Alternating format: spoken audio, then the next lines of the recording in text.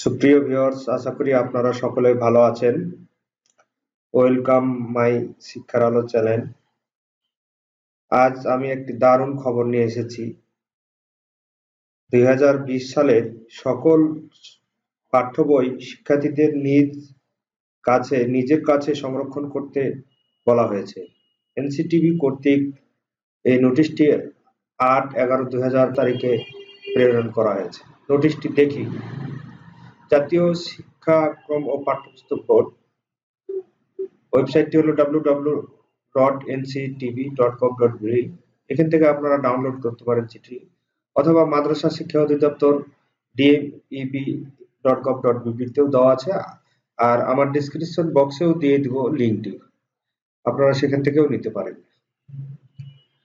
বিষয়, চিঠিটি 8 নভেম্বর 2020 তারিখে প্রেরণ করা হয়েছে। বিষয়, বর্তমান শ্রেণীর পাঠ্যপুস্তক সমূহ শিক্ষার্থীদের নিজেদের কাছে সংরক্ষণ করে রাখার জন্য শিক্ষা প্রতিষ্ঠান সমূহকে অবহিত করা প্রসঙ্গে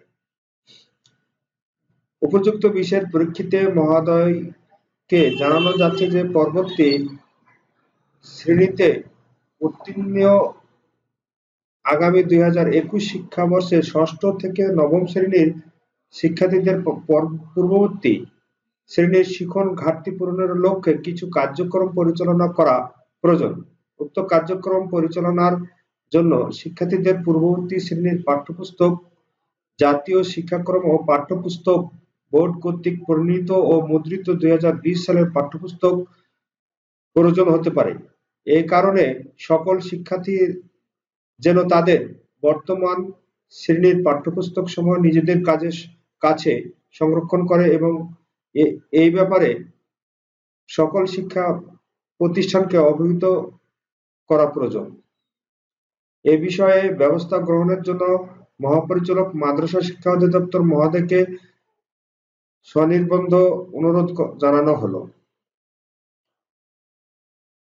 এটি এনসিটিভির চিঠি।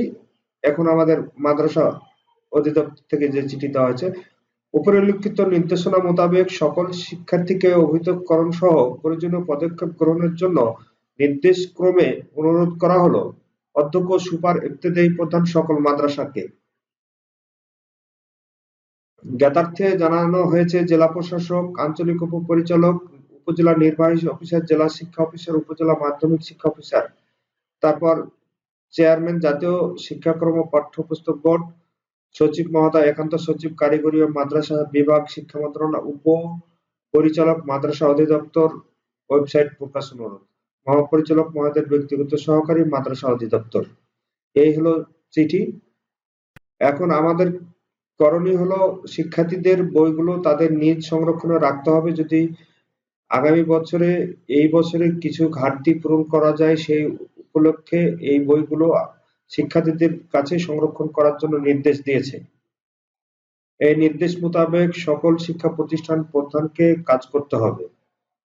তো বন্ধুরা, আমার ভিডিওটি যদি ভালো লাগে লাইক করবেন এবং শেয়ার করে সকলকে জানিয়ে দিবেন এই নিউজটি। ধন্যবাদ। আসসালামু আলাইকুম।